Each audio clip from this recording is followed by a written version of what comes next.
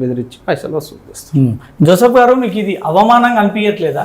ఎందుకంటే ఒరిజినల్ క్రిస్టియన్గా ఉన్న మీరు ఇతర మతాలని నుంచి దీంట్లోకి మారి పాస్టర్గా ఒక అవతారం ఎత్తి, అది ఒరిజినలా ఫేక్ అయినా సరే కానీ ఒక క్రిస్టియన్గా నేను సొసైటీలోకి వెళ్ళాలంటే బయట ఉన్నటువంటి మార్క్ అంతా కూడా మా మీద పడేటువంటి అవకాశం ఉంటుంది అనేది మీకు కొంచెం అవమానంగా అనిపించట్లేదా? ఇది ఇప్పుడు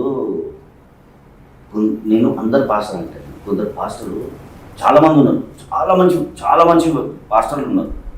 వాళ్ళు ఎంత మంచి వాళ్ళు అంటే, వాళ్ళు ఏదైనా పండుగలు వచ్చింది అనుకోండి, ఇప్పుడు రంజాన్ వచ్చింది, మొత్తం వీళ్ళ ఫ్యామిలీ వాళ్ళు ఇంట్లో ఉంటారు, రంజాన్ వేడుకలు చేసుకుంటారు. అదే దివాళీ వచ్చింది అనుకోండి, వీళ్ళ ఫ్యామిలీ అంతా వాళ్ళ ఇంట్లో ఉంటారు. అదే క్రిస్మస్ వచ్చింది అనుకోండి, వాళ్ళ ఇద్దరు ఫ్యామిలీ వీళ్ళ ఇంట్లో ఉంటారు. అంటే ఒక జెండాలాగా ఉంటారు వాళ్ళు.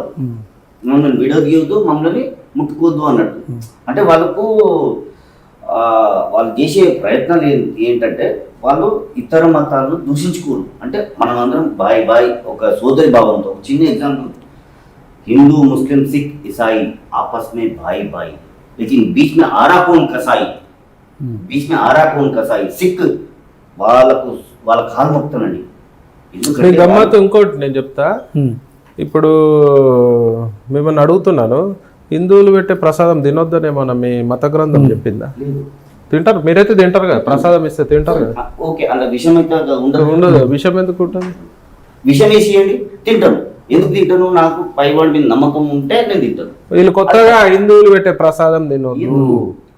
హిందువులు అసలు హిందువులను శత్రువుగా చూస్తారు. ఇవాళ ఒక అడుగు ముందుకేసి ఈ ఖమ్మం గాడు ఉన్నాడుగా, ఖమ్మం వాడు పాస్టర్ గాడు, వాడు ఏం ఇప్పుడు ఎవడైతే అరెస్ట్ అయ్యాడో, నేను వాని పేరు దియా, నాకు నచ్చదు వాడు ఏం చెప్తాడు, ఒక ముస్లిం వస్తే మీరు ముస్లిమ్స్ క్రిస్టియన్స్ కలిసి హిందువులపై పోరాటం, అరే ఏమైనా యుద్ధం అవుతుందారా భయ్?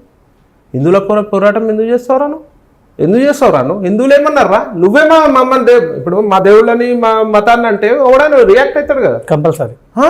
అంటే నువ్వు మా మీద యుద్ధం చేస్తావా? అంత యుద్ధం చేసే పీకుడు మొగను అయితే మరి సిరియాలో కొంత వేల లక్షల మంది క్రిస్టియన్స్ని ఊచకోత కోసిరు, మరి ముస్లిమ్స్ దాని గురించి ఎందుకు మాట్లాడాను? వేల లక్షల మందిని, కోట్ల మందిని ఊచకోత కోసిరు, మరి దాని గురించి ఎందుకు మాట్లాడు? వాళ్ళతో చేయగలిపి మా మీద దాడిగా అంటే ఎంత కుట్ర జరుగుతుంది? మేము గాలి చేసుకున్నామా? రా రా రా రా చూద్దాం ఏం చేస్తావు. మేము కలుసుకుంటే ఇల్లు బయట అడుగు పెట్టలేవు నువ్వు, ఇంటి బయట అడుగు పెట్టలేవు నువ్వు. ఎంత తప్పండి అట్లా మాట్లాడితే. కలిసిమెలిసి పోదాము, ఈయనేమో ఏమంటున్నాడు, కలిసిమెలిసి పోదాము అని చెప్పి అంటున్నాడు. ఆడేమో మేము కలిసి హిందువులను ఎదుర్కొందామంటే, ఏమి ఎదుర్కొన్నావు? ఎవడొచ్చింది మీదికి? ఆయన యాక్సిడెంట్లో చనిపోయింది అని చెప్పి ప్రతి ఒక్కరు చెప్తారు. పోలీస్ రిపోర్ట్ వచ్చింది. ఒకవేళ హత్య అయింది అనుకో, మేము కూడా తీవ్రంగా ఖండిస్తాం.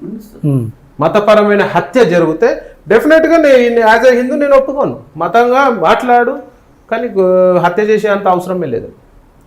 క్లియర్ కట్ పోలీసు వాళ్ళు చెప్తారు, అది ఇట్స్ ప్యూర్లీ యాక్సిడెంట్ అని. సీసీ ఫుటేజ్ ఇచ్చారు.